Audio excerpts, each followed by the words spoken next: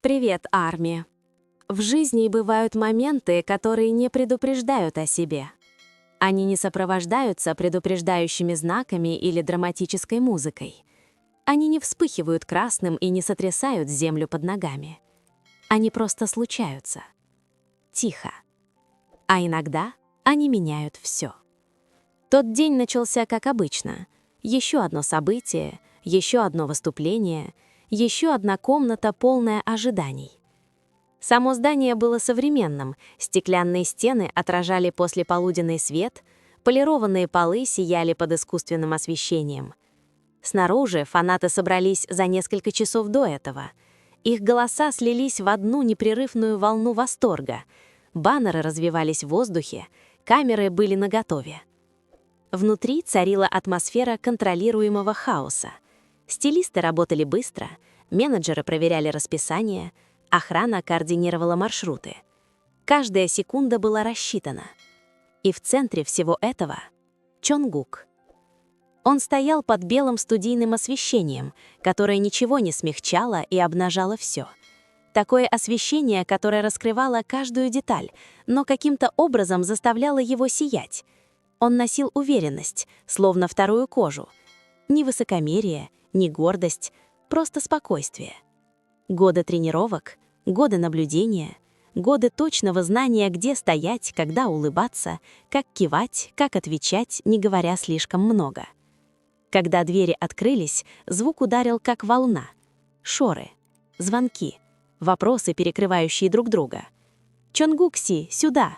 Смотри сюда! Еще одна поза!» И он пошел. Он слегка повернулся влево, ровно настолько, насколько нужно. Мягкая улыбка, не слишком широкая, вежливый кивок. Непринужденность. Но в эту непринужденность вкладывалось больше 10 лет. Репортеры неосознанно наклонялись вперед. Став стоял рядом, защищая, но осторожно. Телефоны поднимались почти одновременно. Он не требовал внимания. Он впитывал его. Как гравитация. А гравитация не пытается. Она просто существует. За ним 3 шага, может быть 4, шел Тэхён. Если Чонгук был центром света, то Тэхён — тихой тенью, движущейся сквозь него. Не невидимый, никогда не невидимый, но тише, чем обычно. Он рассеянно поправил рукав, когда они вошли. Выражение его лица было нейтральным, спокойным, собранным, почти нечитаемым.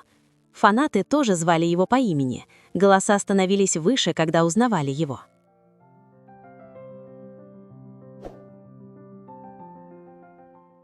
Он слегка помахал рукой. Мягкая полуулыбка, автоматически. Его тело следовало хореографии публичной жизни. Стоять здесь, делать паузу там, слегка поворачиваться, не загораживать камеру, улыбаться, не перебарщивать. Нормально. Все было нормально, пока не перестало быть таковым. Это произошло меньше, чем за 2 секунды. Чонгук только что закончил отвечать на вопрос о будущих проектах. Он тихонько рассмеялся над чем-то, сказанным ведущим, и вежливо склонил голову. В зале потеплело от этого звука, и Тэхён это увидел. Не смех, не улыбку, что-то другое. Что-то в позе Чонгука, что-то в том, как он стоял, слегка повернувшись к кому-то за кадром, в том, как смягчился его взгляд, чего Тэхён не видел уже несколько недель, а может и месяцев. Это не было драматично, это не было предательством, это даже не было очевидно. Но этого было достаточно.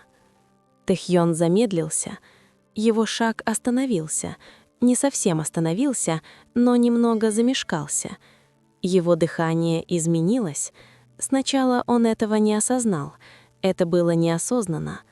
Его взгляд медленно поднялся, не осматривая толпу, не обращая внимания на фанатов. Он остановился на спине Чонгука и остался там, застывший, сосредоточенный, неподвижный. В этот момент комната расплылась, шум приглушился, Звук затворов фотоаппаратов превратился в далекий отголосок. В его голове прокрутились последние недели, словно фрагменты кинопленки.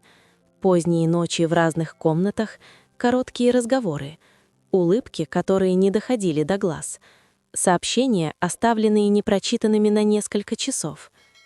«Ты просто занят», — говорил себе Тэхьон. «Мы оба заняты». Он верил в это, он хотел верить в это. Но, глядя на Чонгука сейчас, наблюдая за его легкостью, комфортом, за его сиянием, направленным куда-то не на него, что-то внутри него сжалось. Это был не гнев, это не была ревность, это было что-то гораздо более опасное. Страх. Не страх потерять весь мир, а страх потерять одного человека в нем. Меньше чем на секунду его выражение лица изменилось. Маска сползла. Никакого обаяния, никакой игривости. Только уязвимость, первозданная, беззащитная. И где-то в толпе это запечатлела камера. Один ракурс, один кадр, один удар сердца слишком честен. Тэхион быстро моргнул, словно просыпаясь от сна. Он выпрямился, поправил позу, слабо улыбнулся, когда кто-то окликнул его по имени. Но момент уже ускользнул от него. А моменты, однажды выпущенные в мир, не спрашивают разрешения на распространение. Через несколько минут начали распространяться видеоролики. Коротко, обрезано, замедленно. Фанаты сразу заметили паузу. Вы это видели? Почему он так выглядел? Перемотайте назад. Замедлите. Увеличение. Яркость отрегулирована. Кадр за кадром. Все эти теории начали формироваться быстрее, чем могли бы быть факты. Он выглядел обиженным. Нет, он выглядел шокированным. Подождите, посмотрите на выражение лица Чонгука до этого. Что-то случилось. Миллионы людей наблюдают за 2 секундами тишины. Проецирование, анализ, чувства. Вернувшись в комнату, ни один из них не знал ответа. Чонгук завершил сессию вопросов и ответов с отработанной грацией. Он слегка поклонился, поблагодарил ведущих, обещал фанатам захватывающие события впереди. Профессионально, элегантно, идеально, как всегда. Тэхион вежливо аплодировал в нужные моменты, говорил, когда его спрашивали, улыбался, когда камеры поворачивались к нему, но его энергия изменилась. Тонко, почти незаметно, за исключением того, кто знал его лучше всего. Когда они отошли от пресс-зоны, Чонгук немного замедлил шаг, позволяя Тэхиону догнать его. «Ты в порядке?» — тихо спросил он, не глядя прямо на него. Тэхион слишком быстро кивнул. «Да, слишком быстро, слишком коротко». Чонгук взглянул в сторону. Улыбка Тэхиона не коснулась его глаз, но сотрудники вели их вперед. Коридоры ждали. Еще расписание, еще камеры. Нет времени. Времени никогда не было. В коридоре стало тише. Флуоресцентные лампы стали резче. Эхо шагов. Чонгук снова пошел вперед. Менеджеры ненадолго окружили его, чтобы обсудить расписание. Тэхион последовал за ним. На шаг позади. Всегда на шаг позади. И это расстояние ощущалось тяжелее, чем должно было быть. Он ненавидел себя за то, что чувствовал это. Ненавидел то, что один взгляд мог вывести его из равновесия. Ненавидел то, что ему было настолько не все равно, что это имело значение. «Что со мной не так?» — подумал он. Чонгук тихо рассмеялся над чем-то, сказанным сотрудником. Звук эхом разнесся по коридору. Тэхион сглотнул. В груди у него сжалось. Он не привык к этому чувству. Он привык к уверенности, к тому, что знает, на чьей стороне, к тихому взаимопониманию между ними, которое не нуждалось в словах. Но в последнее время что-то изменилось. Мелочи. Пропущенные звонки, отмененные ночные разговоры, разговоры, заканчивающиеся фразой «я устал». Может быть, это ничего. Может быть, это все. Он не знал, какая из этих возможностей пугает его больше. Тем временем в интернете. Видеоролик попал в тренды. Миллионы просмотров. Формируются хэштеги. Уже появляются фанатские монтажи с драматической музыкой. 2 секунды. Этого было достаточно. 2 секунды честности в мире, который требует совершенства. А совершенство никогда не выдерживает пристального внимания. За кулисами во временной комнате ожидания, освещенной мягкими желтыми лампами, наконец-то воцарилась тишина. Дверь закрылась. Впервые за этот день не было камер. Ни микрофонов. Ни вспышек. Только они. И тишина. Чонгук прислонился к стене, скрестив руки на груди. «Поговори со мной», — тихо сказал он. Тэхён посмотрел в пол. Ничего нет. Ложь была горькой. Чонгук подошел ближе. «Не делай этого». Что делать? Притворяться. Это слово повисло между ними. Тэхён тихо рассмеялся, но смех прервался на полпути. «Это ты умеешь притворяться». В комнате воцарилась тишина. Челюсти Чонгука сжались. Не от гнева, а от боли. Что это должно означать? Тэхён замялся. Вот тут-то и заключалась опасность. На грани. Если он сделает шаг вперед, пути назад не будет. «Ты был другим», — наконец сказал он. «Там, снаружи». Другим в чем? Отдаленным. Это слово едва вырвалось. Чонгук слегка нахмурился. Я отвечал на вопросы. «Знаю». Тишина. «Но ты ни разу не посмотрел на меня». Вот оно. Мелкие. Мелочь. Детские. Возможно. Но реальные. Чонгук смотрел на него, пытаясь понять. «Я не знал, что должен был». Тэхён резко вдохнул. «Ты не был другим». Тяжесть невысказанных слов давила сильнее. Он не просил публичного признания. Он не просил ничего грандиозного.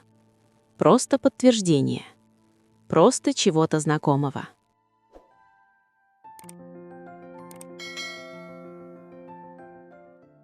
Просто чего-то, что говорило бы «мы все еще мы».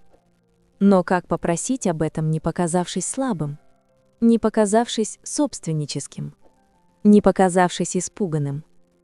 Он ненавидел это чувство страха. Голос Чонгука смягчился. Это был тот взгляд. Тэхён замер. Значит, он заметил. Конечно, заметил. «Я не хотел, чтобы это было видно», — тихо признался Тэхён. «Что показать?» И вот оно снова, на грани, линии, правде, скрывающейся за его зубами. Он открыл рот, но прежде чем он успел заговорить, стук. 5 минут!» — крикнул сотрудник через дверь. Реальность вернулась, словно холодная вода. Они инстинктивно разошлись. Маски снова надеты. Снова профессионализм. Всегда профессионализм. Чонгук долго смотрел на него. «Мы закончим это позже», — сказал он. Тэхён кивнул. Но часть его знала. Некоторые разговоры не ждут вежливо. Они либо взрываются, либо исчезают.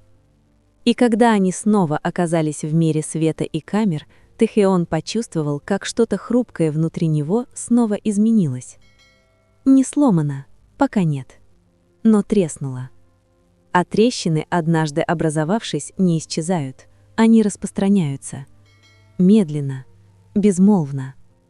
Пока однажды они не разобьются вдребезги. К тому времени, как они снова оказались в центре внимания, мир уже решил, что это история. Так всегда бывает. Второй этап прошел гладко, по крайней мере внешне.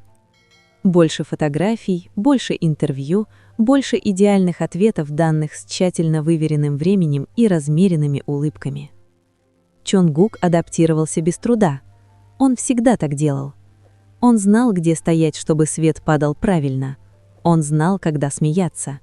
Он знал, когда поклониться чуть дольше, чем нужно. Годы наблюдения превратили его в нечто почти неприкасаемое. На Тэхеон чувствовал тяжесть невидимых глаз. Не камер перед ним, тех, что за экранами. Тех, что всегда смотрят, тех, что проигрывают этот 2-секундный ролик. Он чувствовал это, даже не проверяя телефон. Этот взгляд, его взгляд. Он вырвался наружу, и теперь он принадлежит всем. Во время короткого перерыва их менеджер вошел в зал ожидания с планшетом в руке. Он не выглядел сердитым, он выглядел обеспокоенным. «Этот ролик, — осторожно сказал менеджер, — он в тренде». Никто из них не спросил, какой именно. «На следующем выступлении нам нужно быть осторожными», — продолжил менеджер. «Никаких странных выражений лица, никакой дистанции. Просто нормально». Нормально. Тэхеон едва сдержал смеха.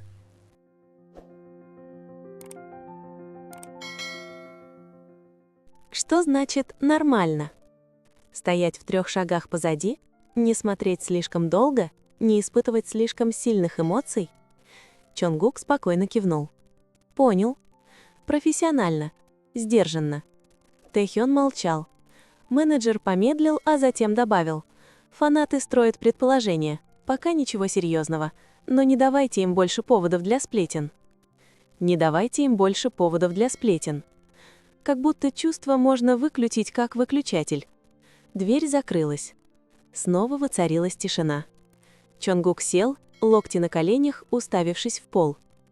«Ты проверял?» – тихо спросил Тэхён. Чонгук покачал головой. «Мне это не нужно». Тэхён сглотнул. «Наверное, они думают, что я ревную?» Чонгук поднял на него взгляд. «Ты ревнуешь?»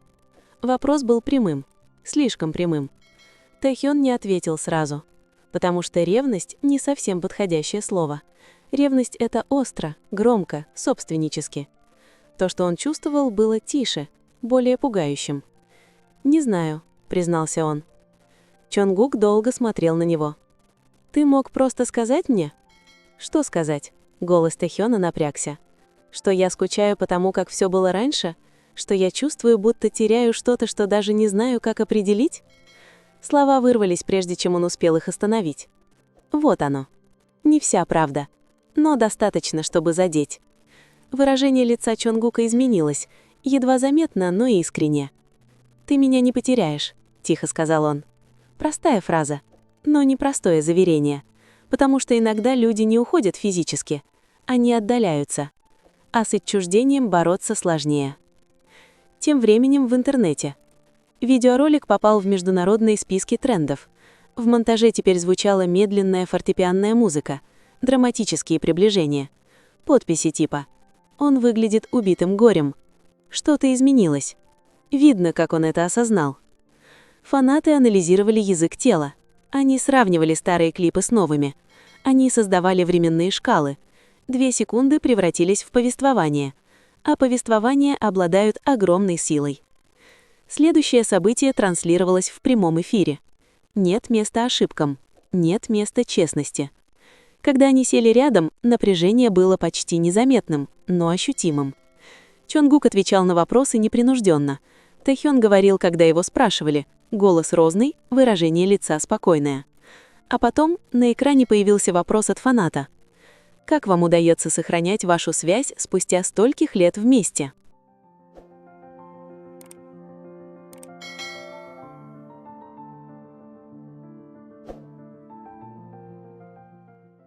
В зале раздался тихий смех. Безобидный вопрос. Безопасный. Но он задел слишком близко. Чонгук инстинктивно взглянул на Тэхёна. Этот инстинкт, естественный, незапланированный, был запечатлен каждой камерой. Тэхён почувствовал это. Их взгляды встретились. Всего на секунду. Но на этот раз это было осознание. Весь мир наблюдал. Предыдущий фрагмент задержался в памяти. Чонгук слегка улыбнулся. «Мы разговариваем», — ответил он, — «даже когда это неловко». Слова повисли тяжелее, чем предполагалось. Тэхён едва заметно затаил дыхание. «Общение важно», — плавно продолжил Чонгук. «Нельзя позволять недопониманиям разрастаться». «Недопонимание?» Тэхён выдавил из себя легкую улыбку. «Да», — добавил он, — «иначе мелочи становятся большими». Ирония была почти болезненной. Зрители тихо захлопали. Для них это был просто приятный ответ. Для Тэхёна это было похоже на зашифрованный разговор. Снова за кулисами. Двери закрылись. Выступление закончилось. Трансляция завершилась. Тишина вернулась. Но на этот раз это была не тишина. Она гудела. Чонгук медленно снял наушники. «Хочешь поговорить?» — спросил он, не поднимая глаз. Тэхён прислонился к стене. А что, если разговоры только ухудшат ситуацию? А бездействие уже ухудшает. Это задело его. Тэхён уставился на него. «Ты стал другим», — сказал он. «Как?» «Меньше здесь». Чонгук слегка нахмурился. «Я устал. Знаю. Я работаю. Знаю. Тогда чего ты от меня хочешь?» Вопрос не был резким. Он был усталым. И это ранило сильнее. Тэхён изо всех сил пытался подобрать нужные слова. Он не хотел внимания. Он не хотел контроля. Он не хотел владения. Он просто хотел поддержки. Но о поддержке трудно просить, когда ты должен быть сильным. «Когда ты улыбнулась там раньше», — медленно произнес Тэхён, «мне показалось, что ты находишься в таком месте, где я не могу дотянуться». Чонгук резко поднял взгляд. «Это несправедливо. Знаю». Снова тишина. «Мне позволено расти», — тихо сказал Чонгук. «И тебе тоже. Я не пытаюсь тебя останавливать. Тогда почему мне кажется, что меня в чем-то обвиняют?» Грудь Тэхёна сжалась. Потому что, возможно, он обвинял. Не Чонгука, а время. Изменения. Расстояние. «Я просто боюсь», — признался он.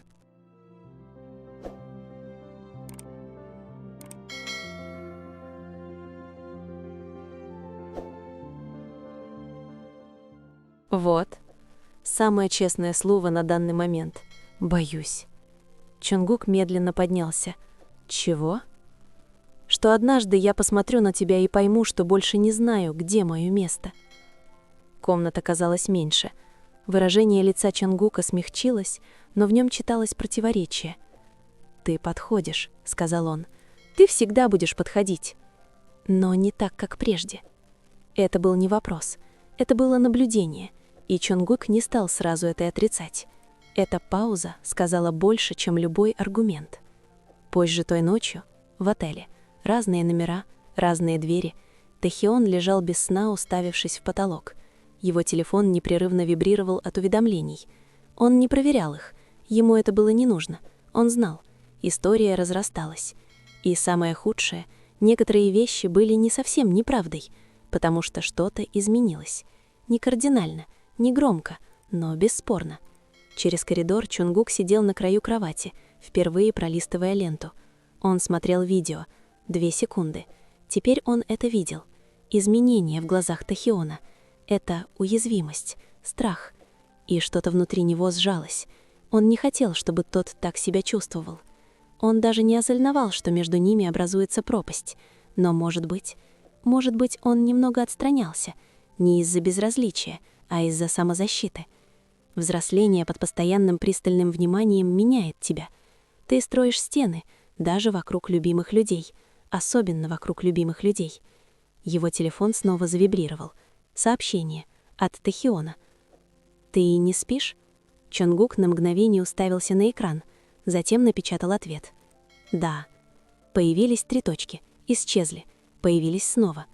Нельзя ли нам позволить этому стать чем-то, что мы не сможем исправить? Чонгук медленно выдохнул. Он встал, подошел к двери, открыл ее. В то же время дверь напротив тоже открылась. Они посмотрели друг на друга в тихом коридоре. Никаких камер, никакого персонала, никакой публики. Просто 2 человека, стоящие на грани между гордостью и искренностью. Чонгук шагнул вперед первым. Тэхён не отступил.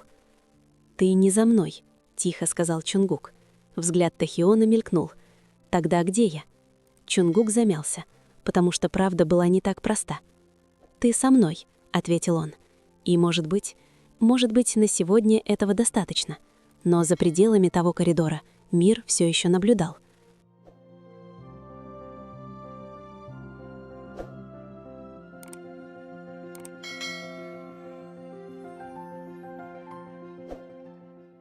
Все еще анализировал. Все еще строил историю из тишины. А тишина, если ее оставить в покое слишком долго, превращается в шум.